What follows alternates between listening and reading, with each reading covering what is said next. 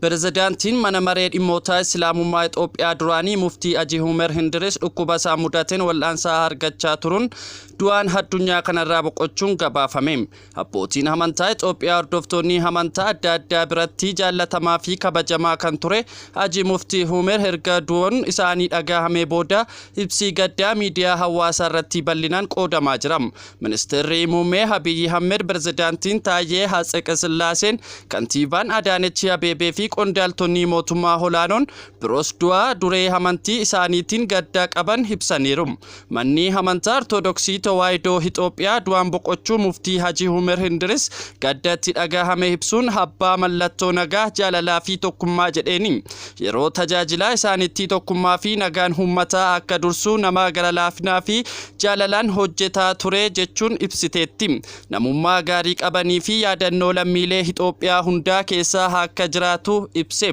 Muftiin jalqabaa Hajii Umer Hindiris akka lakkoofsa Itoophiyaatti caamsaa 21/1929 naannoo yeroo sanaatti Walloo jedhamuun beekamu keessatti dhalatanii. Ijoollummaa irraa kaasee barnoota amantaa Islaamaa hordofuun kan guddatan Hajii Umer barnoota amantaa Wallootti eegalan itti fufuun gara Finfinneetti dhaqanii. Finfinneettis barnoota amantaa isaanii barbaachisu barsiisota adda addaa irraa erga fudhatanii booda barnoota amantii kana barsiisuu eegalanii. Hundeessitoota dhimmoota Islaamummaa Itoophiyaa bara dargii keessaa tokko kan ta'an Hajii Umer Hindiris akka lakkoofsa Itoophiyaatti bara 1967 miseensa mana maree fi durataa ulaamotaa ta'anii tajaajilaniiru. Ergasii itti gaafatamummaa adda addaa irratti tajaajilaa turaniiru. Waggoota 25 oliif tajaajilaa kan turan Majlisni magaalaa Finfinnee dureen amantaa kun gaaffii amantaa guutuu biyyattii keessatti kookamuu deebisuu fi dandeettii akka qabu ibsuun maqaa muftii jedhu kenneefi. Waggoota 10 dura yeroo durataa mana maree olaanaa dhimmoota Islaamummaa Finfinnee turanitti waldhabdee musliimota jidduutti uumamu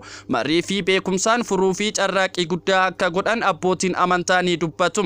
Bara hooggansaa mootummaa federaalaa Dimokiraasii Riippaabilikii Itoophiyaa mormii guddaa hawaasa musliimaa irraa mootummaa irraa koonii walqabatee hidhaa bakka buutonni amantaa raawwatamaa ture akka dhaabbatuu fi gumaacha guddaa gochaa turaniiru.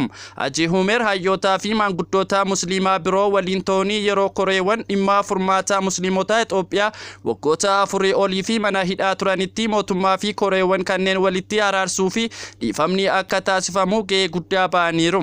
Akka lakkoofsa Itoophiyaatti bara 2011 Hajii Umer Hindiris pirezidaantii mana maree olaanaa dhimmoota Islaamummaa Itoophiyaa ta'uun filatamanii. Muftii Hajii Umer manni maree olaanaa seera qabeessummaa akka argatu keessatti gahee olaanaa taphachuu abbootiin amantii kan himanii. Hojii isaanii kunis kabajaa fi maqaa gaarii mana maree dhimma Islaamummaa Itoophiyaa kan guddise yoo ta'u, manni marichaa biyya keessas ta'e idila addunyaatti aangoo of bulchuu fi itti gaafatamummaa akka qabaatu kan taasise ta'uu himame. Namoonni hedduun muftiin jalqabaa Hajii Umer Hindiris nama tokkummaa fi kennaanii fi gaaddisaa biyyaa turan jechuun ibsum. Tokkummaa hawaasaa musliimaa cimsuu fi umurii isaanii guutuu kan of kennan, tattaaffiin isaanii yeroo hundaa nagaa fi tokkummaa hawaasaa eegsisuuf akka ta'e ibsamam. Hajii Umer Hindiris kitaabota amantaa 50 ol akka barreessan himamam. Isaan keessaa tokko qofaatu maxxanfame. Dureen amantii kun akka lakkoofsa Itoophiyaatti bara 2011 yuunivarsiitii biyyattii hangafa yuunivarsiitii Finfinnee irraa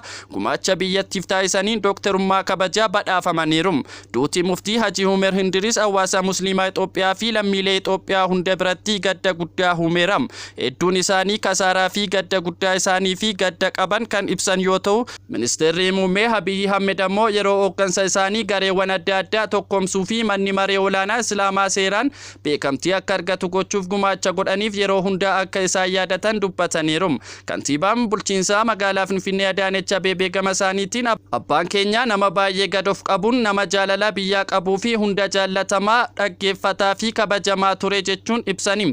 Dureen amantaa kun geggeessaa hawaasaa musliimaa qofa osoo hin taane lammiilee Itoophiyaa hundaaf gorsaa fi qajeelfama kennanii jaallatamummaa fi kabaja kan qaban ta'uu manni maree dhaabbilee amantaa Itoophiyaa kan ibse. Nama ta'a namummaa haa dursu jechuun gorsaa fi qajeelfama lammiilee Itoophiyaa hundaaf kennan akka yaadatamanis manni marichaa kan hubachiise. Muftiin guddichi Hajii Umer Hindiris pirezidaantii mana maree olaanaa dhimmoota Islaamummaa Itoophiyaa duraanii fi akkasumas mana maree dhaabbilee amantaa Itoophiyaa keessatti tajaajilaniiru. Sirni awwaalchi Muftii Hajii Umer Hindiris wiixataa Onkoloolessa 20 2025 akka raawwatu ibsameera.